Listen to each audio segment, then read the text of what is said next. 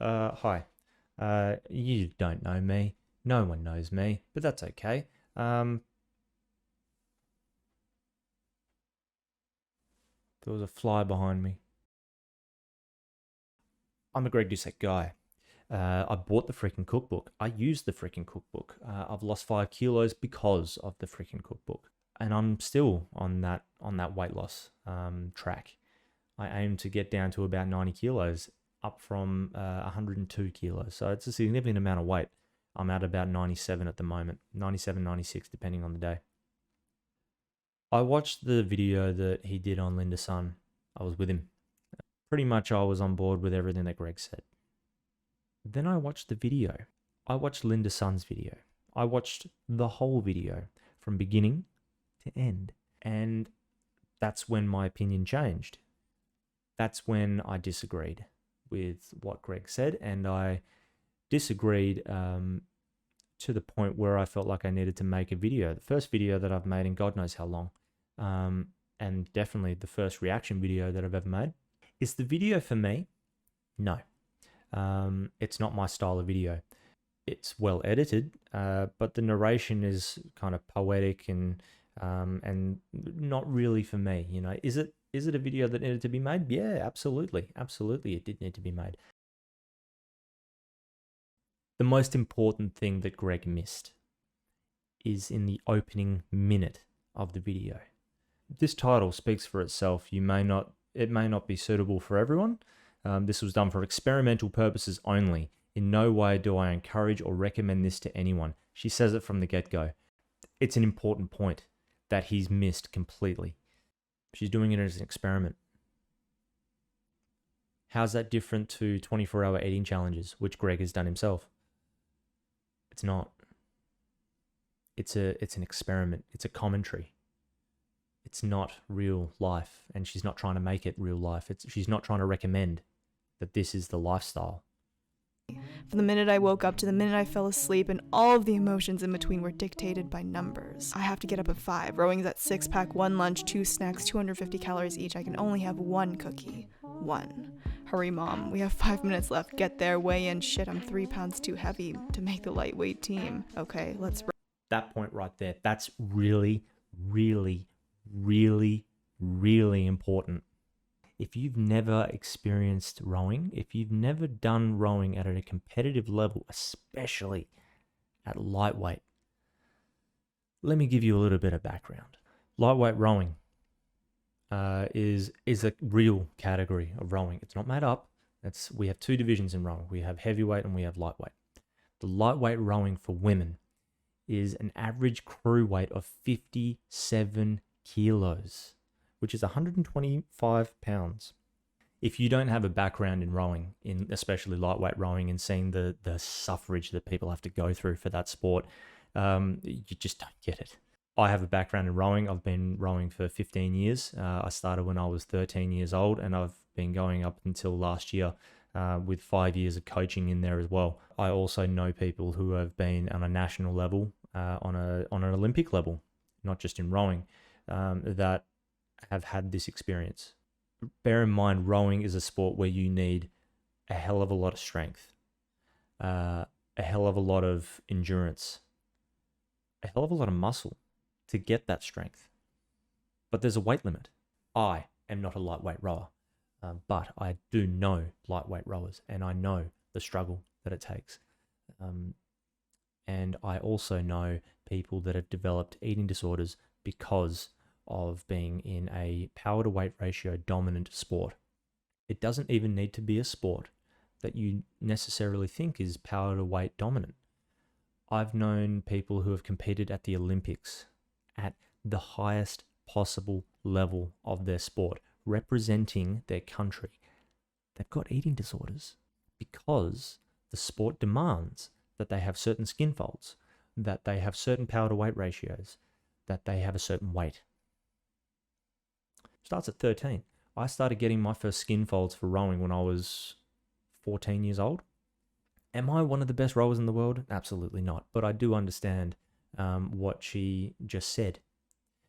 This is what I mean by, the messaging can get lost. If you don't pay attention in the first 2 minutes, then you might have a different opinion.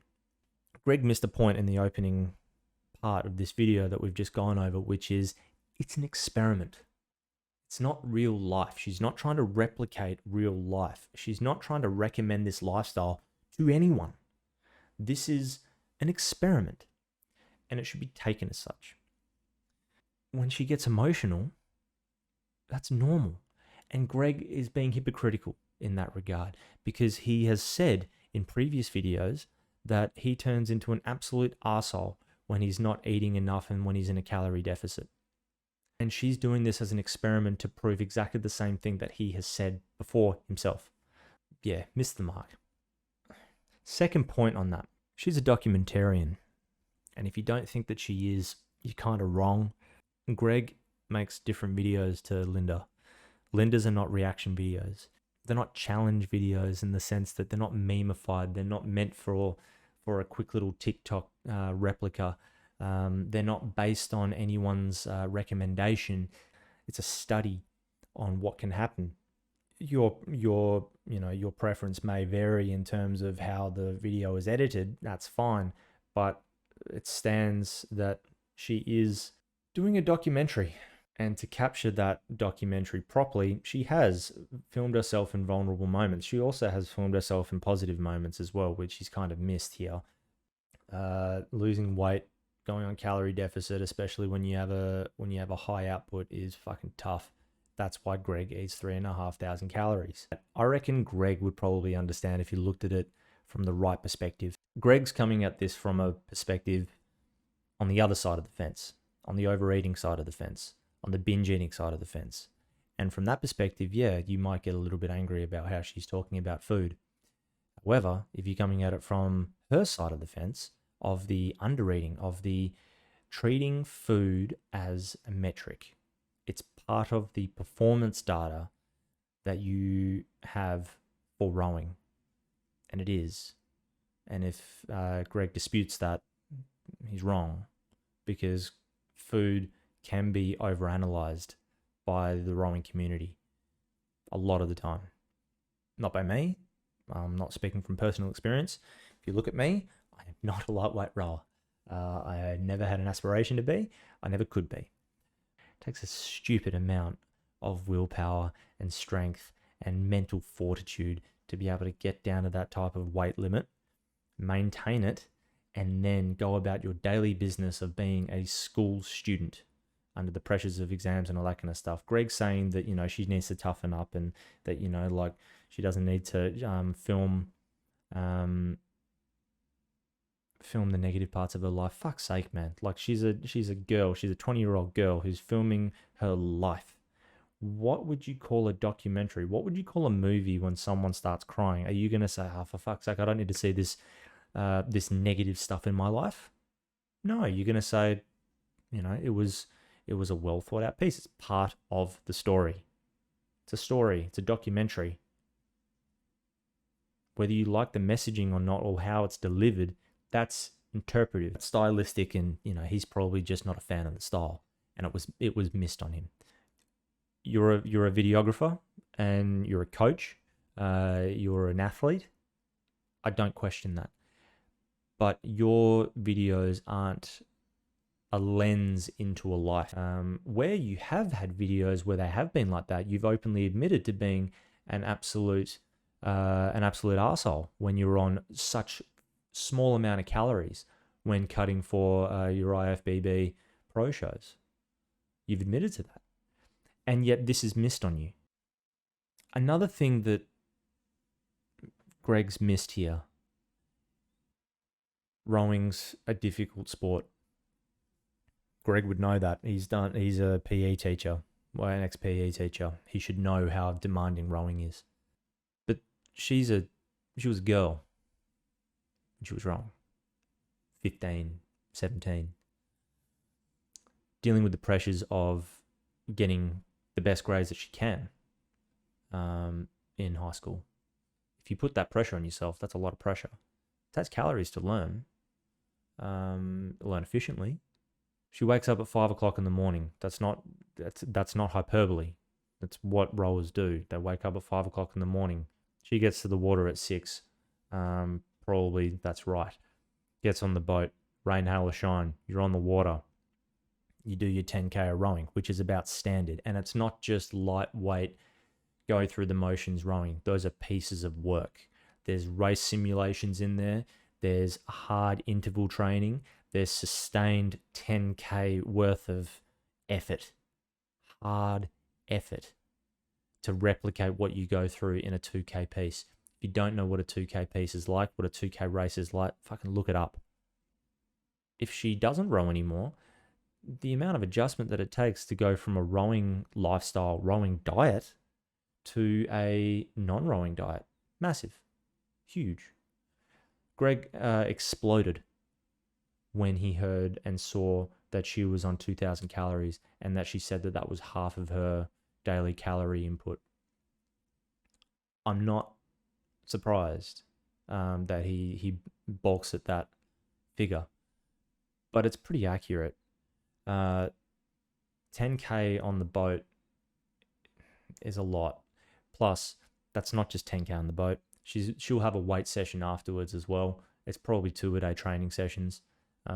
Plus, she's got to go to school, run around with her friends, all that kind of thing.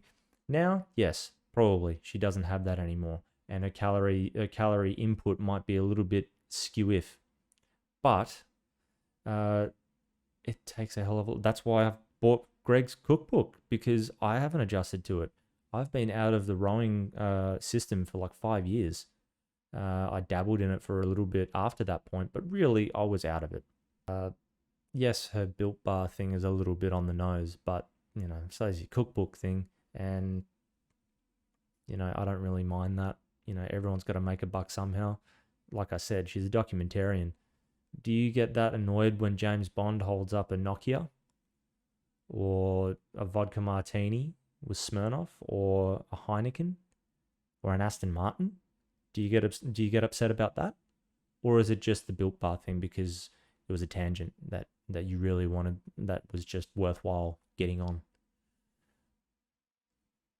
I think we need to be careful on how we look at videos like this. Greg's coming from the opposite side of the fence, from an overeating perspective, where they don't understand the calories that are going into their body to the extreme. So by that I mean they're eating too many calories. They might be binge eating. They might be eating for security reasons, for depression reasons, for manic reasons, all different types. Am I saying that he's not right in his messaging? No. I'm saying he's wrong in this instance. She's coming from a background where an eating disorder is almost required, and that's not far off from being true.